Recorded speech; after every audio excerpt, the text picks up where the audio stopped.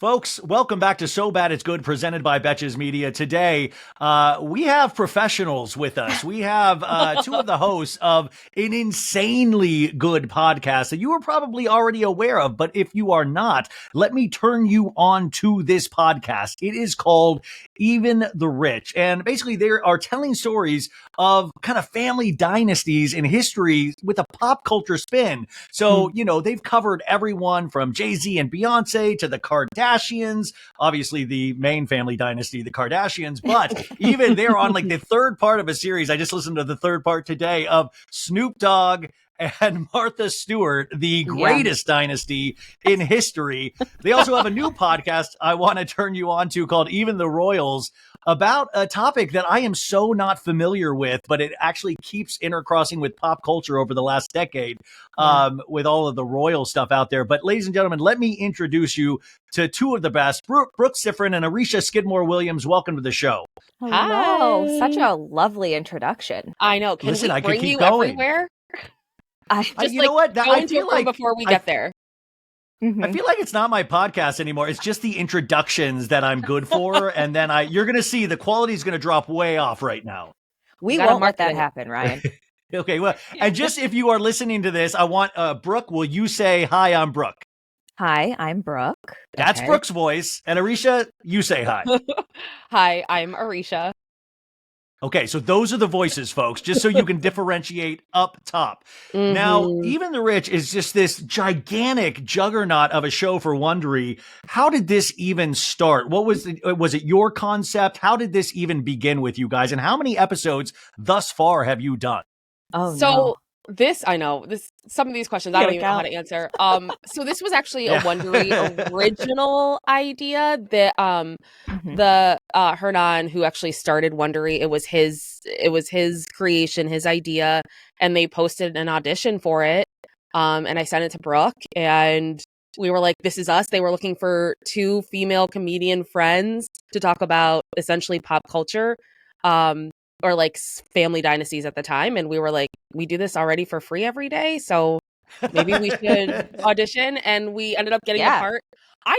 Brooke, how many episodes do we have? I don't even know. I was just going to look. I want to say we're on like our 50 something season. I want to say. Yeah, I mean, you guys have so many seasons, and I kept scrolling down and I couldn't even reach the end of it. Yeah. That's how many you guys have done. Every story is its own season, basically. So every season is like 2 to 4 episodes about. Yeah. So plus an interview. I mean, well, that was the next thing, just to explain to the audience your actual relationship with each other, since you obviously knew each other before all of this. Explain your relationship thus far. So we actually met doing valet parking for classic Hollywood story, right? Like, Everybody, that's how I got my podcast, was valet parking. That's amazing. Yeah. It's a really lucrative side job. So we met doing that. It was an all-woman valet company, and we just hit it off right away. We got along super well, and then I forced her to move in with me, and she loved it, obviously. Loved it. We just I was became like, I'm really not good doing friends. But Brooke got lucky because I always have plans and then I never follow through. And I planned to look for a new place, and I just was like, this is too much work. I'll move in with Brooke instead. But also, I love the stepping stone in Los Angeles. If you're roommates, you will eventually have a podcast. That's how usually the stepping stone, it's usually valet company, roommates, and then podcast. Yeah, and then right to the Oscars. That's exactly. Right usual there. trajectory. Nothing else. Yeah. Which, by the way, I want to ask you about Oscar nominations later, because those just came out today. Oh, I have a couple bones to pick with the Academy, and I'm sure they'll listen. Every year, of course. Every year. I mean, by the way, I guess that's part of being a fan of these things, is every year you are going to have huge disappointments. Yeah. But this year, I feel with the Barbie of it all, I'm really kind of flustered how you do not give Greta Gerwig a Best Director nomination and Margot Robbie a Best Actor. If you're going to give Ken a nomination, Ryan Gosling, I know. How are you going to get? How does that happen? I know you got Best Screenplay with Noah, her dude, but Greta Gerwig took something, made it actually a movie about something, and also a 4-quadrant movie where it was able to be a $1 billion film. How does that not get nominated for actor? adapted and director versus original. Like, come on, fuck off. Like, I am so Greta Gerwig is a national treasure, and I just this kind of snubbery cannot stand in this world. I mean, true. You know what? We should picket the Oscars. We should go out there, a bunch of just podcasters, angry pop culture podcasters, picketing the Oscars would be amazing. We'll get back to our anger over the Academy in a second. So, you audition for this stuff, but obviously you guys have a shared love of pop culture. And I was trying to, I always try to walk the audience through like people's tastes and stuff like that. So like Aricia, when you were growing up, when did you fall in love with pop culture and celebrity and things of that nature? Or do you have a love-hate relationship with it? What a great question to go to like the origin story. I don't know exactly when it was, but I've always been into like performing and Hollywood. I was the one like watching, to bring it back to the Oscars, watching the Oscars, like many years I gave my own speeches in front of my family, whether or not they wanted to hear it. So that's always been in me. They didn't. They did. They loved it. Brooke said they didn't, by the way. I didn't say that. I repeated what she said silently under her breath. I know. I'm just so used to tuning out her bullshit, so I don't even hear when she's trolling me. But I would get like J14 magazines for the cute guys like Tom Welling, Josh Hartnett, all of those. Superman on my wall. Yeah. And then I just started like consuming that media in college. My like morning routine was PerezHilton.com. I know. People.com. Usweekly. Like every morning. And then I would do my schoolwork. Yeah, right. I never got my schoolwork done. But I was just from a young age, unfortunately, it explains a lot of the reasons why I have therapy. I told Ryan I have therapy after this. Like this is one of the reasons I'm in therapy. We're on a time crunch, you guys. We got to get her out before therapy, which is this mind is crazy. But yeah, I've been very. I will say like the early aughts I feel like was just prime trash paparazzi media consumption, and like fortunately I've been able to like. I've been around to see the evolution of it where it's still bad. The media is still terrible, but there's a lot more pushback in this day and age, which I feel fortunate that we see. Like people will post, like, Page Six will post something and the comments are no longer trashing the people that they're posting about. They're trashing Page Six. And I love that that's shifted because I grew up watching how mean the press was to these people. Britney Spears, like I watched all of that. So yeah, very into celebrities. And we get to read now with her new book, how that really did affect her at the time. And it's really interesting to come out on the other side of that and to see where we're better and where we're worse. And like you, I was a Perez Hilton. I mean, we everybody was doing the same thing. I was refreshing Perez Hilton so many times, Defamer, TMZ. And Brooke, what about you? How did you come up with pop culture? I think mine all started with MTV. Like I'm trying to think back to when I was like TRL. I used to come home from school and watch Total Request Live and Carson Daly and be like, I want to do that. Like I want to be a host like Carson Daly. So like I'm very heavy into like the reality TV side of pop culture where Aricia like just loves to roast me about that, but I love it. So hey, you're in the right place. And Aricia, you're gonna have to roast me too. So I know. I see all your posts, Ryan, on Instagram. And I'm like, the two of us. It's us. We're gonna team up on Aricia. Insane. So that's kind of where it all started for me. I think just the Real World and then Big Brother and then just the whole MTV universe and all of that just really I actually never read Perez Hilton. And that's something I'm so proud of. I don't know. I know that's impressive. Better for it. I think it was omnipresent, Yeah. Truly. Can I do a quick sidebar, Brooke? Big Brother came up last night at the bar, and I was able to talk about it as if I knew what I was talking about. All thanks to you. Did anyone who knows Big Brother agree with that? No, truly. They were like, oh yeah, Cirie, because we were talking about Cirie, and I was like, that's right, she was on Big Brother. Like, yes! And I was like, fuck yeah. Brooke makes me watch it at now has been Survivor, Big Brother, The Traitors. Cirie is one of like the top players in competition reality TV of all time. And The Traitors, by the way, Brooke, I have to imagine you're loving The Traitors right now, right? I love it. One of the best reality TV shows to come out in the last couple of years, I will say. It's one of my take that, Aricia. Yeah, Aricia. We love The Traitors. God.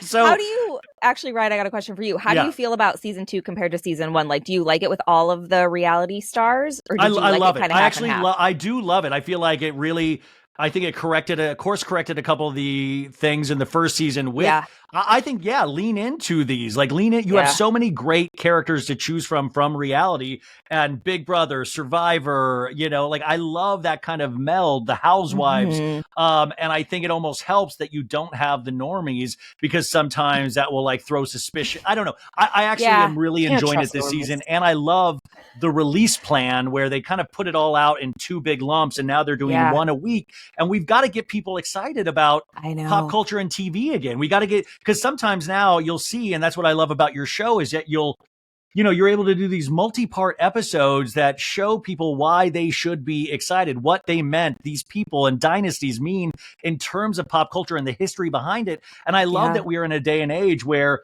these things get focused on, of why we should appreciate this, what you need to know. There are good origin stories on all of these people, and it's this great primer course. So it's a good service. It's a great service that you do. I just wonder, like, in terms of the putting together of this, how much control do you have over who you cover, since it's a Wondery original? Such a great question, Ryan. 0. What's less than 0? That's what I was wondering. Listen, and by the way, they're really great people that you cover, but I was wondering how much. And then also in terms of like the research, I'm obviously, guys, if you listen to a Wondery show, it is so decked out in sound design and really puts you in kind of an auditory, it's beautiful auditory kind of days when you listen to these shows. They're real big experiences, but I was wondering how you guys approach this as a team. One might also say you can feel the story. No, we don't say that anymore. That was our Wondery tagline. Are people like, that's too much? I don't know. I don't want to feel the story. I just know I haven't heard it. By Amazon. So I think with that, true. like the merging or whatever, I think we don't care about people feeling stories anymore. Just kidding. Martha's gonna kill me. Unless you get Prime, and then you can feel if you have Prime. Exactly. But we so to be fair, I mean, we've had a document. Sometimes we don't. Sometimes we do, where we put people that we want to cover, because we get pitches all the time, in our DMs, like, oh, you guys should do this, or you should cover this. But again, we have very little. We can like suggest, but we don't have final say at all.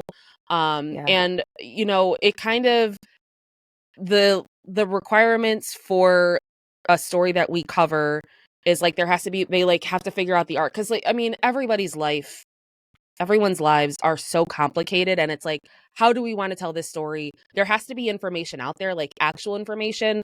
So like, if the person has a biography, that's a good chance that we'll cover them, because we can, we're speaking from the truth that they've shared. Because I desperately want to do the Olsen twins, but they're notoriously private.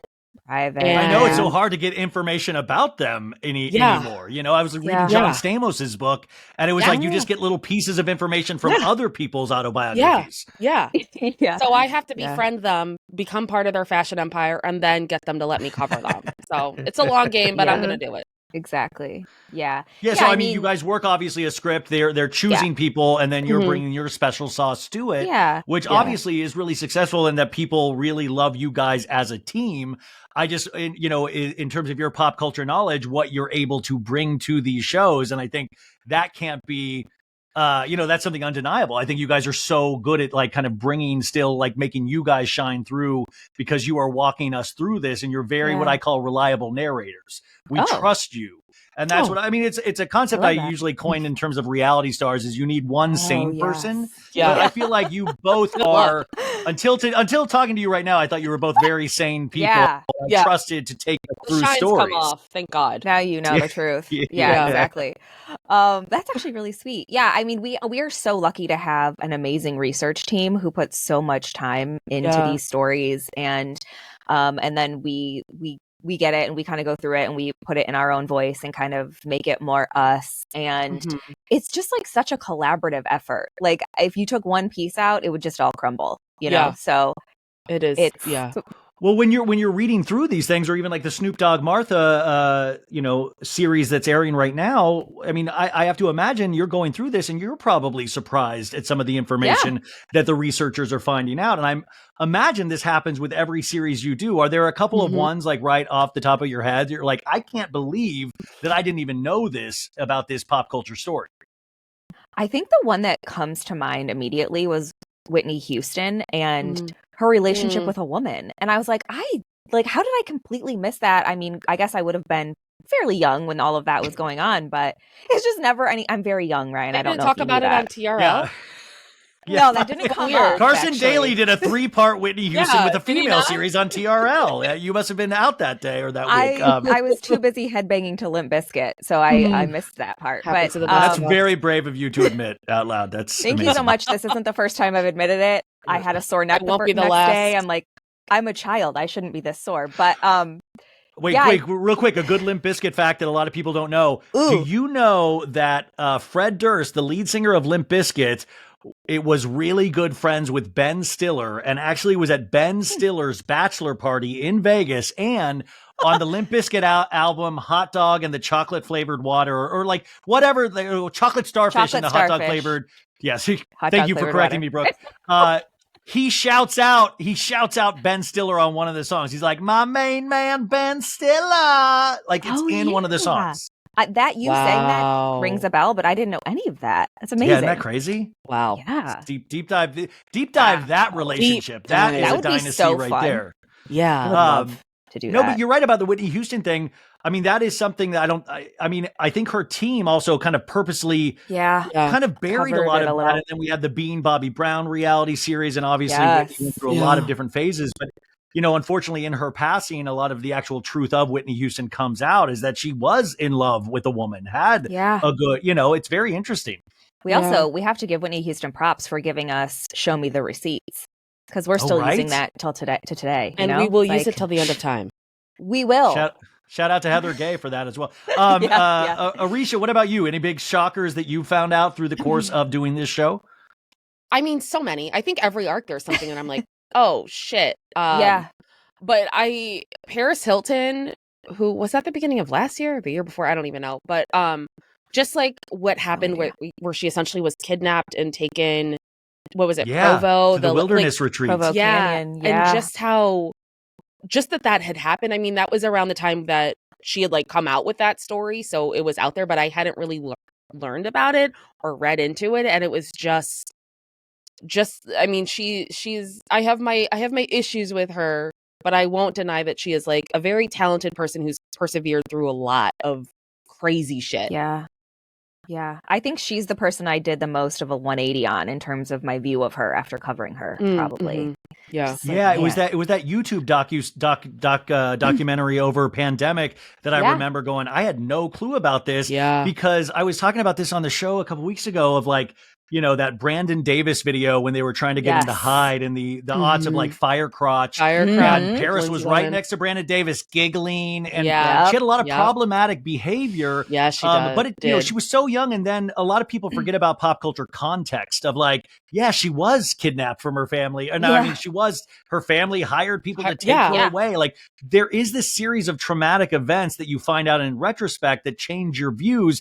And I think that's the fascinating thing about studying pop culture is that we sometimes don't know or don't even care to know the full story when it's actually happening. And only years to decades later do we find out the truth.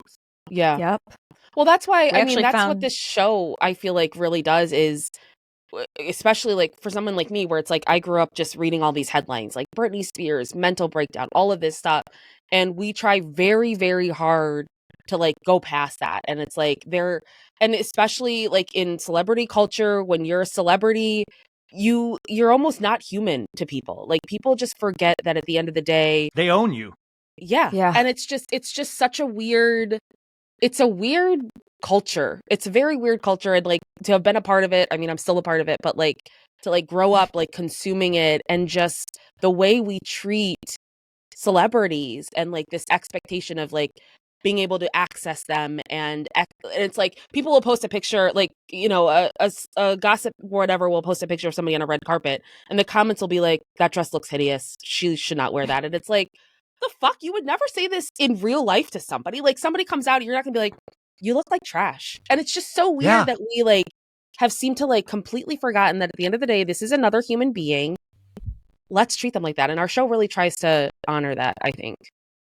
Yeah. I think you guys do an amazing job at that, but you're right. And that kind of speaks to your earlier point of, you know, how we used to approach pop culture and tabloids and things like that, was that it was so much more ferocious and mean. Mm-hmm. And now I don't know if it's an overcorrection, but it definitely is a course correction where now people get, you know, overly offended about the littlest things, like things that I wasn't even aware of, where I'm like, okay, it's very interesting to see how time changes things. And I was wondering your ladies' opinions about Justin Timberlake, because we were talking about Britney.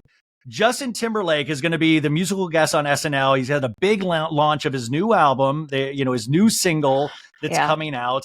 And Justin is somebody interesting to think about over the decades because, you know, top of the world from NSYNC to solo. And he had the Britney Heartbreak, which we took his side on in a lot of the stories. Don't Cry Me a River. And then over the course of time, you have the Janet Jackson Super Bowl incident. You have Britney's book talking about losing their child and all of these stories from a different perspective. What is your take on Justin Timberlake in the year 2024? And in terms of pop culture, can he do a full resurgence? Yeah, he's a white straight man. Trying to get us canceled, Ryan. Just kidding. I know. Yeah. Well, no, Aricia, you have a decent point. Like, that's a really good point that I'm wondering if still kind of stays true in 2024. If you are a white straight male in pop culture, can you still breeze on by? I think maybe he can breeze on by. Is he ever going to be the Justin Timberlake we all thought he was before? No, I don't think so. Especially when your fan base is, for the most part, women like us, or like people that are so like now. I hope you're including me in that, Brooke. Thank you. Of course, yes, the three of us. Just huge NSYNC lovers. Three best friends that us ever three was. Gals. Yeah. I just I don't know. I think too many people are I think too many people's eyes are open to Justin Timberlake now, and there are some, and we've given him the benefit of the doubt on Rich and Daily, in the pregnancy thing. It's he was young, they were young. Of course he was scared and didn't know how to react. And I think we can give him the benefit of the doubt for that situation. But I don't know. I feel like more and more stuff comes out about him and we're like, Justin, you're not who we thought you were. Well, he's a man in his 40s too, so already that that clock is ticking in terms of even a pop culture male vocalist in this. When you hit 40, I mean, women obviously deal with this much more intensely, but you're not usually supposed to be succeeding in your 40s as a sexy solo male artist in a lot of ways. So I think but also it all depends on the how good the music is, right? Or does that even count anymore?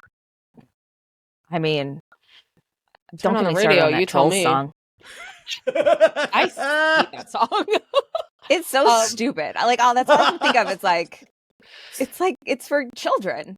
That's how you stay young. You do kid songs, I guess. I don't know. Kid bops. Yeah. Yeah, but I think it has a little bit to do with how good the music is. But I'll be honest. There's not a lot of Justin Timberlake songs where I'm like, wow, this is such a good song. If anything, it's NSYNC songs. Exactly. Justin Timberlake songs, I can't think of a single one where I'm like, yeah, I'm gonna put that bop on. I do what's the song he did? He was on with Jay-Z and the Magna Carta Holy Grail or whatever that one was. Yeah. I like that, but then they did the stadium tour together. But I feel like, I mean, to Brooke's point, or actually to Ryan's point, just we're Well, I don't know what you said. To the white guy's point. Oh, Aricia's just doing the same thing. Do not put that out there, Brooke. Do not put that out there that I'm a white guy. Please. That's a rumor. No one knows. That's not even, no one knew. It's a rumor. Now. I feel like, we're all so much older now. You can't do... Most people, when you get older, you're not going to do the shit you were doing when you were in your 20s. And I also think one of the things that's really hard is... it's I know I was like, oh, he's a straight white male, he's gonna breeze by. It's just also really hard to make mistakes in the public eye and move on from it. And I think, and I'm not, let's just say this right now, because the public never moves on from it. the public never moves on. And I'm going to say right now, I am not absolving him of anything, because I'll say shit like this and then people are like, I can't believe you're such a simp for Justin Timberlake. And it's like, I'm not a simp for Justin Timberlake. I'm just saying, I can't imagine being constantly judged for decisions and things that I did when I was in my 20s. Also 30s. But that's besides the point. So it's just, and I'm not a Justin Timberlake fan. I just said, I'm not that into his music. Then why do you have that poster still? Shut up, Brooke. Yeah, you guys can't see potentially right now, but Aricia has a full-on face tattoo that says JT Forever. So I don't even know what that means. You'll see my kissed lips on his face, but that's besides the point. There's an open Tiger Beat magazine behind you. Shut up, Brooke. The JT Shrine. Yeah, no. I mean, you make this amazing point, though, and I think about this in terms of pop culture, and even with reality stars, bad behavior is rewarded on reality TV a lot of the times, but also then people will get offended at the same time. And I say, I'm not looking for my moral cues from a housewife. Right. And the same thing is that when we're so judging pop stars or any kind of person in the public eye, we always leave out the fact that we are all fuck ups. Like we are all think about how many mistakes you people out there listening you made in your 20s. Think about how many mistakes you're still making now. Thank God you do not have a camera on you, because it would be so. That's what I always find interesting, is that we always leave ourselves out of the equation when we talk about these people, myself included. I think that's wild. It's not even new, and I've made at least 12.5 mistakes. So it's one of those five. things where... I mean, 5 in the last 10 minutes, Aricia. Yeah, exactly. I made 5 huge mistakes. Yeah. Oh man. Yeah. Well, okay. So moving on to other pop culture, and we got a news story today about Kardashian affiliated related, where Tristan Thompson was caught with illegal drugs in the NBA, and it was growth hormone, you guys. It was a form of growth hormone. He's suspended for 25 games. And this is very interesting, because if you watch the Kardashians, like I still do, folks, and I actually liked the last season, is that Kris Jenner rewards people. Yeah, I did. And actually it becomes more bizarre the richer they get. But Kris Jenner hooked Tristan Thompson up with his broadcasting job with Disney, and hooked. I was like, you get rewarded for cheating on one of her daughters. But I always wonder, this happens, and then how does this affect the Kardashian ecosystem today? Like, is Kris Jenner manning the phones? Is there a war room? Like when you were doing your Kardashian episodes, I mean, no matter if you love or hate the Kardashians, you have to admit they are a juggernaut. They truly are a dynasty. Absolutely. Yeah. Well, I think this is a case for the FBI. He's always on it. And the FBI is Kris in a mustache and a top hat. But I think the Kardashian empire is so polarizing as it is that this is just like another whatever, it's funny because when we did an interview for our Kardashian season with Francesca Baccardi from Page 6, and she was like, Kris Jenner called us and was like so mad about something. I don't even remember exactly what it was. Do you, Aricia? Like what? I don't know exactly that she was told mad us. about. I think it was. I don't think she told us the specifics. I think it was just like an article or something that she had written and yelled at her. Maybe Kris Jenner is manning the phones. She's yelling at the NBA right now as we speak. She's like, that's what's amazing too, because Kris takes so many yacht vacations. She's always on a yacht now with Corey. Is that she manning the phones on like a yacht in Italy, talking to because I was like, Kris, by the end of the day, will own the NBA at this point if she really sets her mind to it. But you have to it's really interesting. Talk about a family that really suffers through the slings and arrows of actual real life, but our commentary on that family. And I've made so many bad comments about them, but to still keep at least financially succeeding. Like now 2 daughters are billionaires, and there's seems like no slowing down. All of their daughters, and even I think Rob even is at least has 10 million in the bank. The kids empire. Even. Yeah, he's a sock line. Arthur George, the kids even are millionaires. Like Northwest is already I think her value is $15 million. Less after she got those grills. Oh, God, did you see, you guys? Terrible. I talked about Kanye's $850,000 titanium dork teeth thing that he got, but then North and it looks so I know it was so bad, and so dumb. Well, and then North showed off her first set of grills, and I don't know if you guys are like me, but I didn't get my first set of grills until I was 13. She got hers at 9. I'm still waiting on a shipment. I'm joking, Aricia. I did not get my grills at 13. Yeah.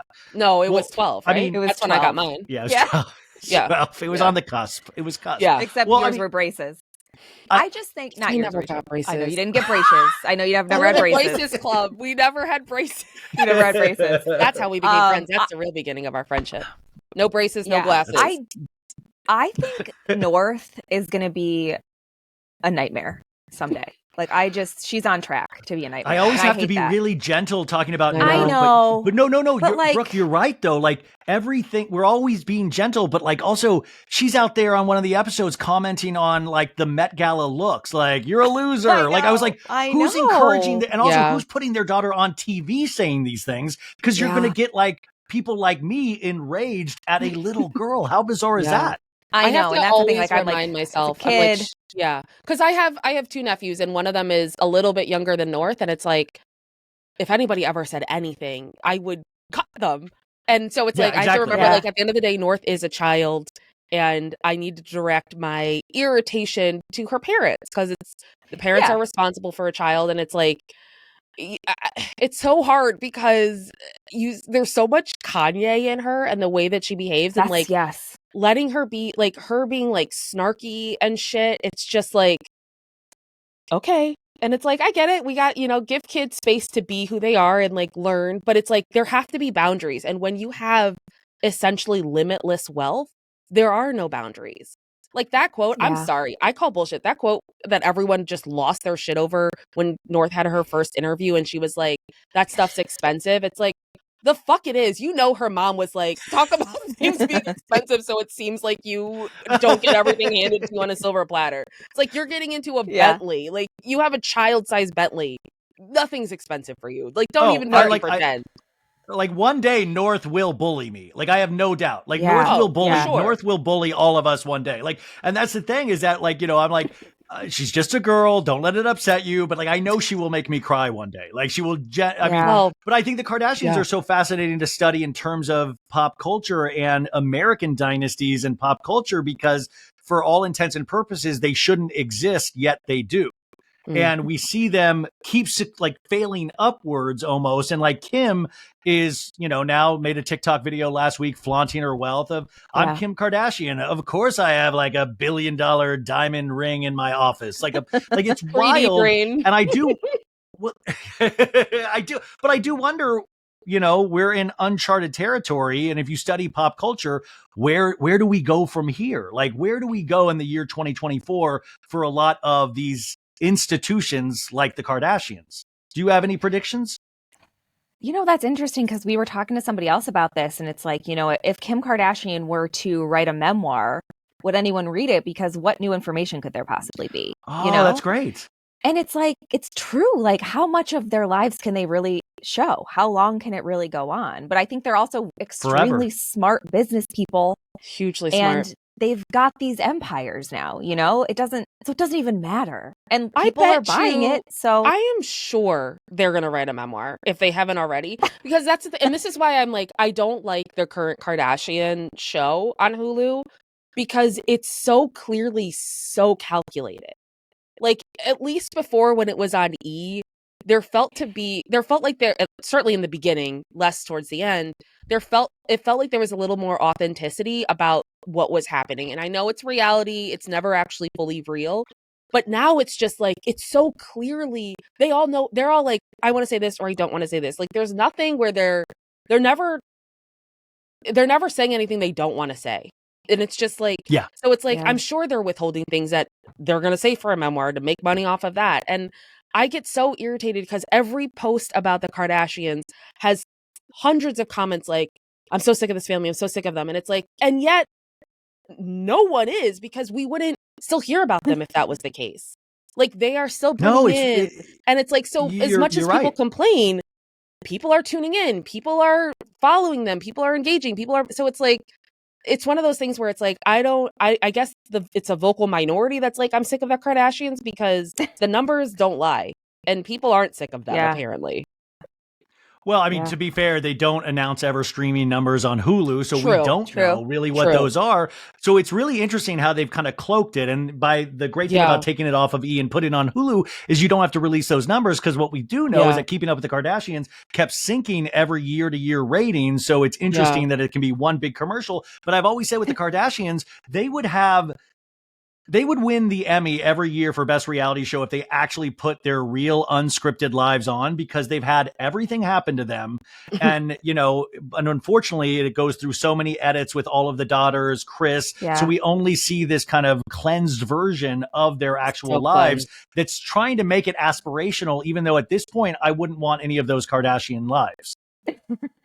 I do think that they are, I mean, maybe I'm just giving them the benefit of the doubt, but I feel like they are still being pretty, they're still showing us moments that aren't pretty, like, well, they have to, because we know about those moments from other, I feel like they have to show us that because we know it from like Daily Mail. We know it from like, we're so now 24/7 pop culture news, just like politics, that I feel like they have to confront it in some way, especially because of the Kanye of it all. And I know, Aricia, you're like, I'm a big proponent of mental health. I wish they would even do more of a conversation in regards to mental health and things like that, because they have dealt with so much now because of the Kanye of it all.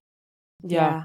Well, do you guys think that we would have known about Kim and Kourtney like literally getting into a physical altercation if it wasn't on the show? Like, do you think someone would have been like, so like that's I also the kind of thing, don't like, think that's like a big story. I fight with my siblings. Yeah, because sisters fight all the time, right? Hit them in the face. I mean, younger, but yeah, like it's just like, okay, two siblings fight. Who fucking cares? Like it's like a huge story that became huge because of the show. I care. I love watching siblings fight. Aricia? I never got to. Who cares about those? Okay, wait. Here's a question. Your roommates, have you guys ever fought? Physically all the time. Yeah. The shit out of each other. Okay. Is that not normal? Let's get a camera on them. Let's get it. This is what we need. We need the rich reality show of the making of, from valet service to podcast and now on E. You're going to take over the Kardashians. It's like me knocking on your door. It's like time for our weekly fist fight. Yeah. Hope you're stretched. Aricia, who is your... I always think about this too, is that like, I was bringing up aspirational, like celebrities used to be aspirational. Is there a celebrity that you still love dearly, that you're like, God, I just look up to this person so much? Because as we get older, I think sometimes that becomes less and less because we deal with our own lives a little bit more, hopefully. Yeah. A year, 2023, January 2023, Aricia would say Lizzo. That's changed. It's ever changing. I know, because this is what happens. So this is a slippery slope. I don't like to do this because it's just a recipe to be let down, but I think I'm safe. I've really been I've always been a fan, but like just lately, just really just doubling down on being a fan of Viola Davis. And I just feel like she is a decent human being at her core, so fucking talented. And she will be playing the TMZ article? Stop it about Viola Davis. Ryan, I'm just don't kidding. look at your By the way, the only thing that scared me is that I literally got a TMZ push alert and I was like, oh no, it's about McDonald's. Don't worry. It says, oh my God, what a weird timing though. The push alert, McDonald's customer pulls out gross surprise from McFlurry. That's the push alert I just got from TMZ. Okay. I hope it wasn't Viola Davis. McFlurry in it. Because the ice cream machine was they actually put some candy real in. ingredients. Shout out. Ice cream machine worked. So Viola Davis is a good one, actually, but Viola Davis is a good one. I mean, because she is so insanely talented, and you're right. I just read her autobiography and last year, and she comes across as so genuine, so amazing, and she's good at her craft. She has something to like. She's a craftsman, and I think you can say that of people like the Kardashians.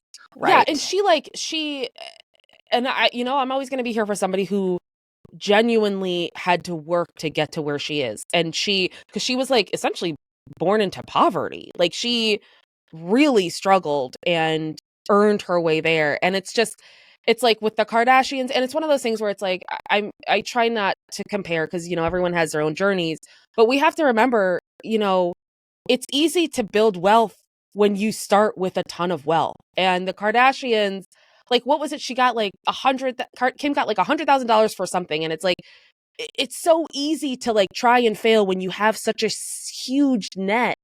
And so it's like, I always admire people that don't have that net and manage to succeed in the way that they did. And it's like, I wouldn't even want to have a kid right now because there's no chance that kid could be a Nepo baby. Like I'm setting that child up for failure. Yeah. Because there's no chance that I would be successful enough for that kid to actually build on that, Yeah. Brooke, what about you in terms of like, so who is your celebrity? Do you have one? Again, it's scary. Yeah. I think for me, it's Melissa McCarthy. She's never steered me wrong. I love her. I look up to her. She's like my comedic icon. And so Except far, she doesn't go to award shows with us. Yeah, we won an award, a Gracie Award, the same year that Melissa McCarthy won a Gracie Award. So we were like, oh my God, we're gonna meet Melissa McCarthy. We're gonna gonna want to do a buddy cop movie there. So like, it's just like classic us with our clown makeup on. Like, this is it. So, yeah. Well, you're right. Melissa McCarthy has completely kind of, I mean, she seems like an amazing person. She comes from the Groundlings and obviously like Gilmore Girls and like has like a bunch of hit movies, TV shows, all of that stuff. And the only thing that I could say is a little interesting about Melissa McCarthy in terms of, is that she always casts her husband in everything. Yeah. Like she brings him along for the ride. And that's actually a good thing. That's not a bad thing, but it's very interesting that a lot of other people don't do that. So those are two good people out there. You're completely right. And then let's hope we're safe. We did it for now. You guys did it. Well, it's close. In terms of the success of the show, like you just mentioned winning awards and stuff, like how has this changed your life or affected your life, what you do? I mean, it's changed mine completely. Like You're not valeting cars anymore. Not doing valet parking. I like to do it for fun. Both. I'll just walk out and be like, does anyone need me to park their car? I'm a podcaster now, but Gracie Awards, do it. At the Gracies,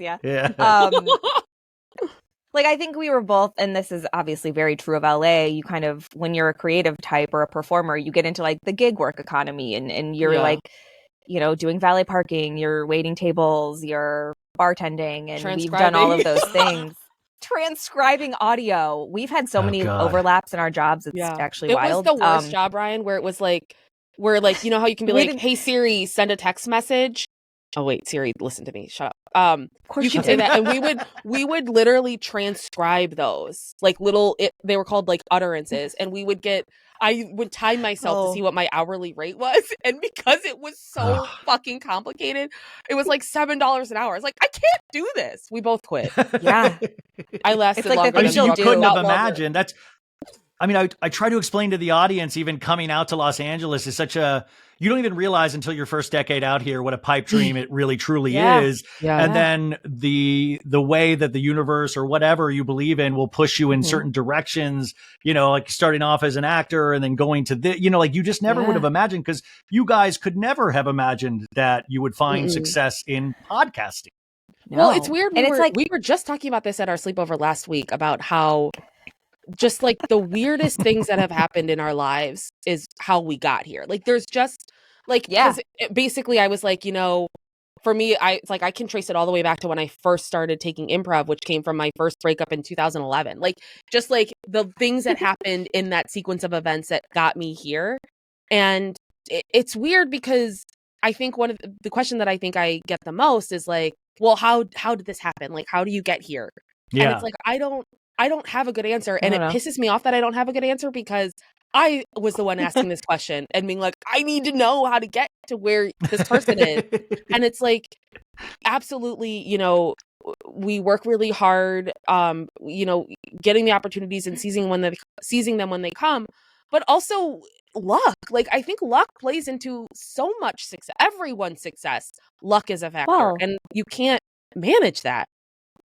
Oh, wow. I mean, not to sound cliche, but it really is when preparation meets opportunity, because I think we were just like perfect for this, and it kind of happened. And I love to manifest, so I'm always like, of course it happened. I've been manifesting this. So I think it really is just that. Like, but you're right though. Like, I have so many, and I'm sure you do too, insanely talented friends that they just haven't had that piece of luck, that piece of thing where they're able to rise to that occasion. And also, don't feel bad, folks, because I have a great friend, Richie Keene, who's an amazing director. He always said, listen, if you really try hard, if you really work, you will get your opportunity. You will get your break. But you also have to remember it will potentially come at a cost. And at the time, he was like, listen, I'm finally directing TV.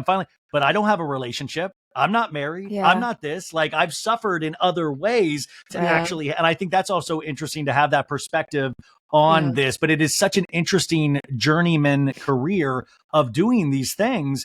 But it is so exciting to see that you guys are here now doing this. And also then you have the one podcast, and then you also have the new one that just started. That's Even the Royals. Is that right? Yeah. Yes. And then our daily one, which is Rich and Daily, which is Monday through Friday. So we're at 3 Oh my now. God. Yeah. 3. Yeah, Can we get 3. it to 4? And if you did a fourth Sure. one, I'm sure you already have an idea for a fourth one. I have a feeling you're we have, sitting like, on about 30 3 ideas. ideas right now. We're sitting on 30, yeah. But we actually did pitch a 4th show to Wondery, and it's on hold right now, but they liked it. We're gonna make it. They responded. Yeah, so but they're on like a little bit of a hold of new shows right now. So I don't know where that's at, but there is a 4th show in the ether. So Mm-hmm. And you're not able to tease that idea at all, I'm assuming. I don't know. Probably not. I I have have no idea. I'm not going definitely- to tell anybody. No, except for Aricia? everybody that's listening. That's it. That's the only people we'll tell. That's it. Only And don't these you guys people. tell anyone. Our experience of valeting for rich people and celebrities in LA is definitely helped with this idea, if that tells you anything. Yeah. It has to do with Okay. meeting celebrities, I guess we can say. Yeah. Oh, well, I think I have an idea what it potentially could be. But you know what I want to do? I want to do a history of the Sunset Strip and through the through the 50s into now because think about it, because even Hyde, it was on the Sunset. I mean, it was off the Strip, but on Sunset, and you could actually zoom in, like the Viper Room could be a whole series. I'd be so excited to go through those stories. In terms of what you're watching now, as we start winding down and getting ready for Aricia's therapy, what are you currently watching and listening to, or what is your thing that you're like, I can't miss? Because I'm sure, obviously, you guys have both very different tastes sometimes. We do. Yeah. Aricia, do you have Bachelor an just saw answer? Bachelor's on Hulu, so we got to start watching that on Thursdays. Oh God! The thing is, if they could get it down to an hour, I love the Golden Bachelor, but it's like now back to people that want to be Instagram famous. I don't know if I can do it. And if they could also just make it more interesting. I hate it, but I have to watch it so I know what's going on. I know you have to watch. That's the thing. It's like an iron cross around you. It like weighs you down, but you have to watch it. And all of these people, they're not going to find love. They're going to find love for like 6 months, and then it's done. They're going to find Instagram sponsorships. That's what they're going to find. Yeah, they'll maybe find love in love. paradise. Maybe. Yeah, God. Maybe. Well, so what do you watch what do you have to watch every week, or what do you love watching? For me, they're all going to be reality shows. I watch Below Deck every week. Oh my God, Below Deck ended last night. It was kind of like, it felt like it went on way too long. Oh, it went on way too long. It did go on very long. I was like thinking back to the beginning of the season. I was like, how is this the same season when these people were fighting and now some of them aren't even on the show anymore? Like they've I was still on my parents' insurance when this season started, and that's how long it's gone on for. Yeah. So you watch Below Deck, which is a good Deck, like kind of zen zone out show. Yeah, it's one of the few that my husband watches with me. So Below Deck is fun for that. But yeah, Traitors right now. Real Housewives of Beverly Hills. My parents and I actually started watching Real Housewives of Salt Lake City because we weren't watching it. So we started from the beginning. And I was like, we got to watch it. There's too much going on about it. We have to get into it. So you're not even up to this season? No, I'm on season 2. God. What are you doing with your life? You got to get your parents in a room and finish. We do. It is so... Tonight's the finale. How many seasons are there that you've... 4. Okay. Yeah. So it's not crazy. We can definitely do it and do it quickly. I will say that. What about Vanderpump Rules? Oh, love Vanderpump Rules. I can't wait for it. We start the new season. Are you ready to start another? I don't know. I'm spiritually exhausted. I don't know if I can do it. Honestly, I'm ready. I'm hoping this. Do you think Tom Sandoval deserves? Aricia, she said, I hope this is the last season. It won't be, but I kind of think it would be interesting to like. Well, I mean, do you think Tom Sandoval deserves a redemption season this close to his actual sins? Listen, I've never been a Tom Sandoval fan, so no. He's such Jax a pain is in coming the ass. back. Did you watch The Villains? I did, yeah. House of Villains, yeah. House of Villains, yes. That was such a fun show. I hope they bring that back. But Jax, like classic Jax, like saying that Brittany had a stroke and like she's like, I actually didn't have a stroke, Jax. Like, is he the one that don't you speak for me? I didn't have that. He's like stroke-like symptoms. I said stroke-like symptoms. Oh my God. You don't know. I can't. Too much Mama's beer cheese. You know, which we never got. We never got Mama's. I would have bought that beer cheese day and date. Aricia, what about you in terms of what you are consuming media-wise that you enjoy? Yeah, I don't actually really watch television, so I don't really have an answer for you. How dare you? She's so full of it. How dare you? I was like, wait a second. Pretty Little Liars? What are you talking about? I know you do, yeah. No, that's Brooks. I'm Gossip Girl. Do you love Pretty Little? I hated Pretty Little Liars. What did you think of the reboot on Max? Ugh, trash. God, did not like it. Come on, leave things alone. Gossip Girl is like, I love Gossip Girl. It's so bad, but it's so good. I'm actually. Oh my God! Just like the title of this podcast. Great show. Oh great, my great God! Did you see what you inceptioned me? What a pro! This is a pro. I prefer scripted television, and I'm actually watching Psych for the first time, and I'm obsessed because I'm convinced I am Gus, like the Dule Hill's character. Yeah, he taps. I never got into that, but everybody that does says they fall in love with it. Like it's delightful, and I love that. But I love that there are those shows that we can still discover and get like how Suits went to Netflix and everybody got on a Suits craze. Suits. Yeah, you know, like too. Oh, love Suits. But I do love that there are these shows that are still like, you know, we did not have time for, but they live in perpetuity in streaming. So Psych for you. And then were you a big Succession head? Were you big? No, but I started when I was home for the holidays, my parents are watching it. And so I've watched a few episodes with them. So I think the problem is that I feel like the world is terrifying. So I'm unable to, like, I used to binge watch, like I've watched every episode of Law & Order SVU, and I've tried to like watch it lately, and I just can't. Like, it's usually a background show for me, and it's like, it's just too heavy, right? Like everything's too heavy, which is why I like Psych, because it's just so light and airy. I will say, this came up yesterday at the bar, Brooke.